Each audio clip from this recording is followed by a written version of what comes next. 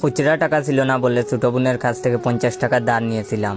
সেটাই এখন জীবনের কাল হয়ে দাঁড়িয়েছে। রাতের বেলা সবাই মিলে খাবার খেতে বসেছি। তখনই আম্মু বলল, আরো কয়েক টুকরো মাংস দেই। তখনই হুট করে ছোট বোন বলে উঠল, না না আম্মু, ভাইয়াকে 50 টুকরো মাংস দাও। সবাই যেন হা হয়ে আমার আর ছোট বোনের দিকে তাকিয়ে রইল। এবার আসি পরের ঘটনায়।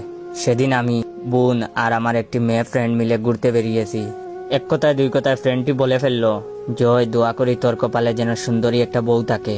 আমি কিছু বলার আগেই আমার ছোট বোন উত্তর দিয়ে দিল, না আপু, ভাইয়ার তো একটা বউ দিয়ে হবে না, ভাইয়ার 50টা বউ লাগবে। আমি কিছু না বলে মুখ কালো করে শুধু ওদের সঙ্গে হাঁটতে লাগলাম। সেদিন আমার ছোট বোনের স্কুলে গিয়েছি ওর এক্সাম ফি দেওয়ার জন্য। যথারীতি হেড স্যারের রুমে গিয়ে জানা সত্ত্বেও জিজ্ঞেস করলাম, স্যার কত টাকা দিতে হবে? স্যার কিছু বলার আগেই ছোট বোন বলে উঠলো, ভাইয়া 50 টাকা দিলেই সুদ হয়ে যাবে, তুমি 50 টাকা দিয়ে দাও। বাইরে ভাই, মাত্র 50 টাকা ধার নেওয়ার জন্য এই শাস্তি। এখন যেন 50 শুনতে শুনতে নিজেকে 50 বছরের বুড়া যুবক মনে হয়। আপনারা ভাবতে পারেন 50 টাকা দিয়ে দিলেই তো ঝামেলা মিটে যায়।